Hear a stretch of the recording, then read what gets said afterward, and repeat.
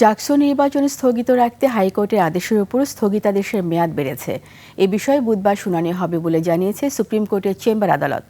এদিকে আইনি জটিলতার শেষ না হতেই ডাকসু নির্বাচন কেন্দ্র করে হাইকোর্টে রিট করা নারী শিক্ষার্থীকে গণধর্ষণে হুমকি দেওয়ার ঘটনায় উত্তাল ঢাকা বিশ্ববিদ্যালয়। হুমকিদাতার বিরুদ্ধে ব্যবস্থা না নেয়ার অশনি সংকেত বলে মন্তব্য প্রার্থীদের। এ বিষয়ে দৃষ্টান্তমূলক শাস্তি দাবি করেছে বিশ্ববিদ্যালয়ের শিক্ষক নেটওয়ার্ক। খালিদ ইবনে মিজানের রিপোর্ট।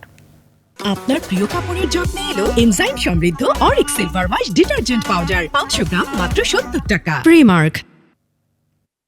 ঢাকা বিশ্ববিদ্যালয় কেন্দ্রীয় ছাত্র সংসদ নির্বাচনের প্রচারণা ছাপিয়ে আলোচনায় এস.এম. ফরহাদের প্রার্থিতা নিয়ে রিটকারী শিক্ষার্থীকে ফেসবুকে করা আরেক শিক্ষার্থীর কুরুচিপূর্ণ মন্তব্য।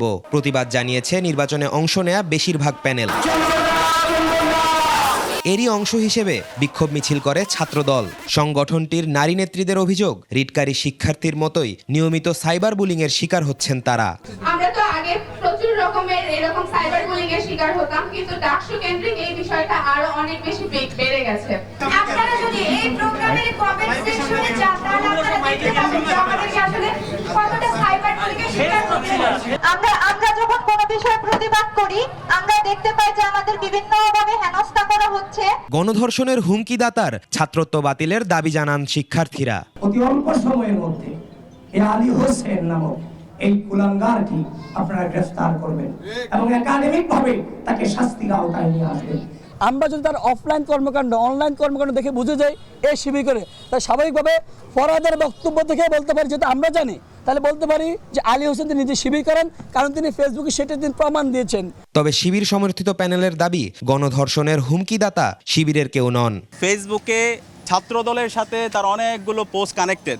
তা আমাদের কাছে মনে হচ্ছে ছাত্রদল তাদের অপরাধকে দায় মুক্তি দেওয়ার জন্য তারা ওই দায় দিয়ে দেওয়ার রাজনীতির মধ্যে তারা চলে এসেছে। অন্যদিকে হুমকিদাতার দৃষ্টান্তমূলক শাস্তি দাবি করেছে বিশ্ববিদ্যালয় শিক্ষক নেটওয়ার্ক। সেগুলো ক্ষমার যোগ্য নয়, এগুলোকে একটা শাস্তির আওতায় আনতে হবে বলে আমরা মনে করি। এদিকে নির্বাচন স্থগিত রাখতে হাইকোর্টের আদেশের ওপর স্থগিতাদেশের মেয়াদ বেড়েছে বুধবার পর্যন্ত।